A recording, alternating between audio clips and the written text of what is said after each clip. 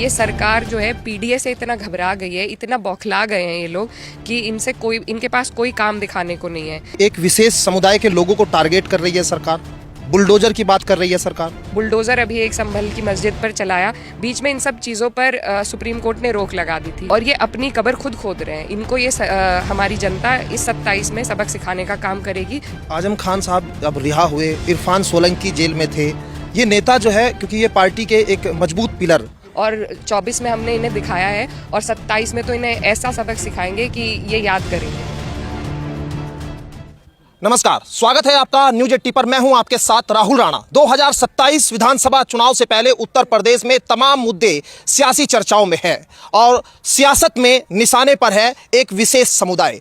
I love Mohammad मुद्दा हो या संभल की घटना हो या फिर तमाम वो मुद्दे जो इस वक्त विपक्ष पर कटाक्ष के तौर पर सरकार के लोग कर रहे हैं। मेरे साथ है तमाम बातचीत करने के लिए इकरा हसन जी, समाजवादी पार्टी से कैराना से सांसद है। सबसे पहले आपका स्वागत। जी धन्यवाद। आप आई लव मोहम्मद पोस्टर को लेकर विवाद हुआ, बरेली से लेकर कानपुर तक तनाव, कैसे देखते हैं आप इस मामले को? देखिए, ये एक बेफिजूल के मुद्दे को उठाया जा रहा है। आई लव मोहम्मद में कोई ऐसी अभद्र बात नहीं है जिससे किसी को भी आपत्ति हो। आई लव श्री राम या आई लव कृष्णा कोई लिखेगा, उससे अगर मुस्लिम समुदाय के किसी व्यक्ति को आपत्ति है तो ये उनकी बेवकूफ़ी है। यही सेम बात दूसरे समुदाय पे लागू होती है। अगर मेरे सांस लेने से भी अगर अब दिक्कत होने लगी तो ये तो सरासर जो सरकार है उनकी द्वेष भावना से ये मामला चल रहा है, क्योंकि ये सरकार जो है पीडीए से इतना घबरा गई है, इतना बौखला गए हैं ये लोग कि इनके पास कोई काम दिखाने को नहीं है कि इन्होंने इन 10-11 साल में क्या किया है। खास तौर पर उत्तर प्रदेश सरकार की अगर आप बात करें, इन्होंने हाईवे बनाए, उनके क्या हालात हैं वो सबके सामने है। एक जो चित्रकूट जाता है वहाँ पे हमारा बहुत जाना हुआ, तो वहाँ उस हाईवे के क्या हालात हैं वो वहाँ के लोग समझते हैं, जो उन पर सवारी कर रहे हैं वो समझते हैं। 300 किलोमीटर अगर आप उस पर चढ़ गए, आपको कोई पेट्रोल पंप भी नहीं दिखेगा। तो पता नहीं किस हिसाब से ये प्रदेश में विकास का कार्य कर रहे हैं। और क्योंकि दिखाने को रिपोर्ट कार्ड में जब कुछ नहीं है और धीरे धीरे इन्हें अपने खिलाफ माहौल बनता दिख रहा है, तो वापस जो एक काट की हांडी इन्हें चढ़ानी आती है, हिंदू मुस्लिम कर देते हैं। तो ये एक सिर्फ पैगंबर मोहम्मद साहब एक ऐसे व्यक्ति रहे हैं जिनको दुनिया भर में जिन्हें माना जाता है, जिन्होंने सबको पीस का संदेश दिया है। ऐसे व्यक्ति के लिए अगर कोई प्यार के संदेश दे रहा है तो उसमें क्या किसी को आपत्ति होनी चाहिए? ये सरकार ना तो कानून व्यवस्था चलाने जानती है और ना ये संविधान को समझते हैं। तो जो लोग संविधान को ही नहीं समझते, ऐसे लोगों को सत्ता में रहने का अधिकार नहीं है और ये अपनी कब्र खुद खोद रहे हैं। इनको ये हमारी जनता इस 27 में सबक सिखाने का काम करेगी। जो जनता के मुद्दे हैं, जनहित के जो मुद्दे हैं, आज हमारे लोग बिजली की समस्या से त्रस्त हैं। आज़ादी के इतने साल बाद भी बिजली, पानी, सड़क, इनकी व्यवस्था सरकार करा नहीं पा रही है और सिर्फ हम लोगों को आपस में लड़ाने के अलावा इनके पास कोई रास्ता नहीं है। बीच में इन सब चीज़ों पर बुलडोजर अभी एक संभल की मस्जिद पर चलाया, बीच में इन सब चीज़ों पर सुप्रीम कोर्ट ने रोक लगा दी थी, इन पर शिकंजा कसा गया था। अब जब इन्हें अपनी सियासी ज़मीन खिसकती दिख रही है तो इनके पास और कोई रास्ता है नहीं। इनकी राजनीति सिर्फ हिंदू मुस्लिम से चलती है, वही ये दोबारा उठाने का मामला कर रहे हैं। मेरी आपके माध्यम से अपने लोगों से यही अपील है कि इनके फेंके हुए पासों में ना पड़े। ये जो भी कह रहे हैं इन्हें करने दीजिए। हमें सब्र और संयम से काम लेना है और सब्र करने वाले के साथ ऊपर वाला होता है और हमें पूरी उम्मीद है कि इस सरकार को जड़ से उखाड़ के फेंकेंगे हम 27 में।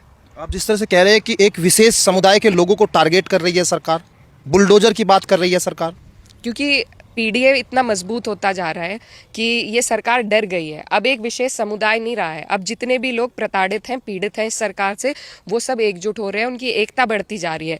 तो उसमें टारगेट करके एक कम्युनिटी को ये अलग करना चाह रहे हैं। लेकिन अब इनकी ये जो पॉलिसी है ये चलेगी नहीं। अब हर आदमी जो इनसे परेशान है, 36 बिरादरी हमारे साथ है, पीडीए के साथ है, समाजवादी पार्टी के साथ है और 24 में हमने इन्हें दिखाया है और 27 में तो इन्हें ऐसा सबक सिखाएंगे कि ये याद करेंगे। आजम खान साहब अब रिहा हुए, इरफान सोलंकी जेल में थे। ये नेता जो है, क्योंकि ये पार्टी के एक मजबूत पिलर, अब बाहर आए हैं। कैसे देखते हैं अब आगे 2027 में क्या रहेगी रणनीति आगे?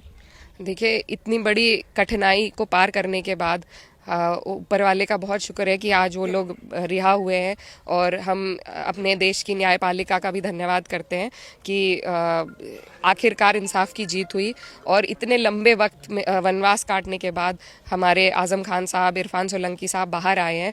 तो ये तमाचा इस सरकार के मुंह पे, और इस सरकार ने लगातार ऐसे लोगों को जो मजबूत अपनी समाज में लीडरशिप रखते थे उन पे ज़बरदस्ती झूठे आरोप थोप कर उन पर कार्रवाई करी है। मेरे भाई के साथ भी ऐसा ही हुआ था, लेकिन जो झूठ है वो ज़्यादा दिन तक नहीं चलता, और आज वो लोग हमारे बीच हैं। ये खुशी की बात है, और इससे पार्टी को मजबूती मिलेगी, और हमें उम्मीद है कि आज़म खान साहब पार्टी का नेतृत्व करके हमें 27 में जीत दिलाने का काम करेंगे। आप कैराना से सांसद हैं और शामली जिले में केंद्रीय विद्यालय की औपचारिक घोषणा हुई और इसका श्रेय राष्ट्रीय लोकदल ने लिया। आपने भी अपनी स्पीच में कहा था केंद्रीय विद्यालय की मांग की थी। जी, देखिए, एक क्षेत्र से कई जनप्रतिनिधि इलेक्ट होते हैं, उसमें सांसद हैं, विधायक हैं, और ज़िला पंचायत सदस्य होते हैं, प्रमुख हैं, प्रधान हैं। सभी लोग अपने क्षेत्र के विकास के लिए प्रयास करते हैं, और मेरी जो मेडन स्पीच थी पार्लियामेंट में वो शिक्षा के ऊपर थी, और उसमें मैंने मांग उठाई थी माँ शाकुंभरी देवी यूनिवर्सिटी के लिए फंड्स की, यहाँ पर केंद्रीय विद्यालय की, एक यहाँ पर डिग्री कॉलेज की महिलाओं के लिए। तो तमाम मांगे हमने उठाई हैं। हमने भी धर्मेंद्र प्रधान जी से भी मेरी मुलाकात हुई थी, उनसे भी उन्हें भी अवगत कराया था अपनी मांगों से। तो मेरे प्रयास से हुआ हो या जयंत जी के प्रयास से हुआ हो, हमारे क्षेत्र का भला होना चाहिए, और हमें इस बात की खुशी है कि हमारे क्षेत्र में काम हो रहा है। तो बस यही बधाई का पात्र हमारी जनता है कि उन्होंने मुझे मौका दिया, और जो मौका मुझे दिया उसका मैंने फ़ायदा उठाते हुए अपने क्षेत्र की जो जायज़ डिमांड है वो रखी। एक बलवे के चौराहे की मांग थी, वहाँ पर ब्लैक स्पॉट था, वहाँ पर 9 ब्लैक स्पॉट उधर पाए गए थे। कई बार हमारी NHAI के अधिकारियों से मीटिंग हुई इस संबंध में। मैंने गडकरी जी से मुलाकात करी, उन्हें अवगत कराया, और अब उसके फलस्वरूप ये हुआ है कि वहाँ पर एक ओवरब्रिज के लिए उन्होंने प्रस्ताव पारित किया है। तो उम्मीद है जल्द से जल्द वो भी कार्य और केंद्रीय विद्यालय का भी कार्य होगा। कई नेता कहते थे कि नेता बदल जाते हैं लेकिन जनता रहती है, देश रहना चाहिए, तो काम होना चाहिए और देश आगे बढ़ना चाहिए। श्रेय जो ले रहे हैं वो लेते रहें, जो जनता जानती है कि कौन काम कर रहा है और कौन नहीं। क्योंकि श्रेय की राजनीति होती है हमेशा। 27 में चुनाव है और आप लोग भी कहेंगे कि हमने हमारे कहने से जो है केंद्रीय विद्यालय मिला, उधर रालोद के लोग कहेंगे कि हमने पत्र लिखा था। ये मतलब इसका जनता से बिल्कुल, देखिए, जनता समझदार है, और जनता सब चीज़ों से अवगत रहती है कि किसने क्या करा है और कौन कितना कर पा रहा है और किसकी कितनी हद और सीमाएं हैं। अगर मेरा कार्यभार केंद्र सरकार से संबंधित है तो वहाँ की योजनाओं में हमारा भी प्रयास है। जो राज्य के योजनाएं आती हैं उसमें यहाँ के विधायकों का योगदान रहता है, उसमें कोई दो राय नहीं है। तो केंद्र के कार्यभार में भी अगर, जबकि ये रिकॉर्डेड है, वीडियो है, इसका प्रूफ है, सब कुछ है, तो वो जनता समझदार है, मुझे कुछ कहने की ज़रूरत नहीं है, वो अपने आप इसका निर्णय लेंगे। आपका इशारा इस ओर है कि भाई केंद्र के जो कार्य सांसद उठाते हैं और राज्य के जो कार्य है वो विधानसभा में उठाए, यानी जो केंद्रीय विद्यालय है इसमें आपका अहम रोल आप भी मानती है।